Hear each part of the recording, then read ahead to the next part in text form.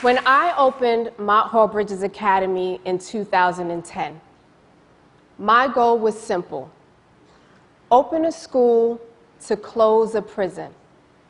Now, to some, this was an audacious goal because our school is located in the Brownsville section of Brooklyn, one of the most underserved and violent neighborhoods in all of New York City. Like many urban schools with high poverty rates, we face numerous challenges, like finding teachers who could empathize with the complexities of a disadvantaged community, lack of funding for technology, low parental involvement, and neighborhood gangs that recruit children as early as 4th grade. So here I was, the founding principal of a middle school that was a district public school, and I only had 45 kids to start. 30% of them had special needs. 86% of them were below grade level in English and in math, and 100% living below the poverty level. If our children are not in our classrooms, how will they learn? And if they're not learning, where would they end up? It was evident when I would ask my 13-year-old young man, "Where do you see yourself in 5 years?" And his response, "I don't know if I'm going to live that long." Or to have a young woman say to me that she had a lifelong goal of working in a fast food restaurant, to me, this was unacceptable. It was also evident that they had no idea that there was a landscape of opportunity that existed beyond their neighborhood. We call our students scholars because they're lifelong learners. And the skills that they learn today will prepare them for college and career readiness.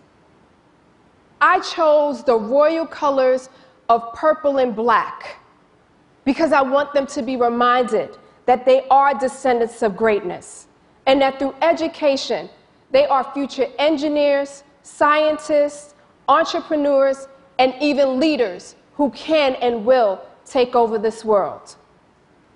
To date, we have had 3 graduating classes at a 98% graduation rate.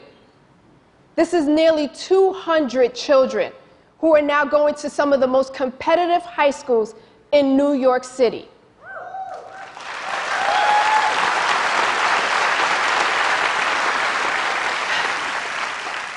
It was a cold day in January when my scholar Vidal Chasnet met Brandon Stanton, the founder of the popular blog Humans of New York. Brandon shared the story of a young man from Brownsville who had witnessed violence firsthand by witnessing a man being thrown off of a roof. Yet he could still be influenced by a principal who had opened up a school that believes in all children. Vidal embodies the story of so many of our underprivileged children who are struggling to survive, which is why we must make education a priority. Brandon's post created a global sensation that touched the lives of millions. This resulted in $1.4 million being raised for our scholars to attend field trips to colleges and universities, summer STEAM programs, as well as college scholarships. You need to understand that when 200 young people from Brownsville visited Harvard, they now understood that a college of their choice was a real possibility. And the impossibilities that had been imposed upon them by a disadvantaged community was replaced by hope and purpose. The revolution in education is happening in our schools, with adults who provide love, structure, support, and knowledge. These are the things that inspire children. But it is not an easy task, and there are high demands within an education system that is not perfect. But I have a dynamic group of educators who collaborate as a team to determine what is the best curriculum, and they take time beyond their school day and come in on weekends and even use their own money to often provide resources when we do not have it. And as the principal, I have to inspect what I expect. So I show up in classes and I conduct observations to give feedback, because I want my teachers to be just as successful as the name Mott Hall Bridges Academy.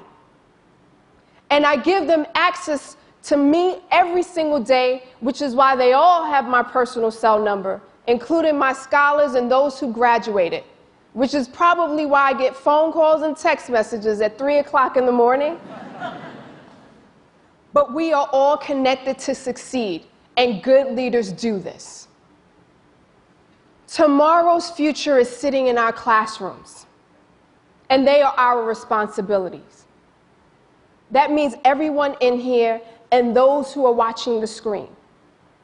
We must believe in their brilliance and remind them by teaching them that there indeed is power in education. Thank you.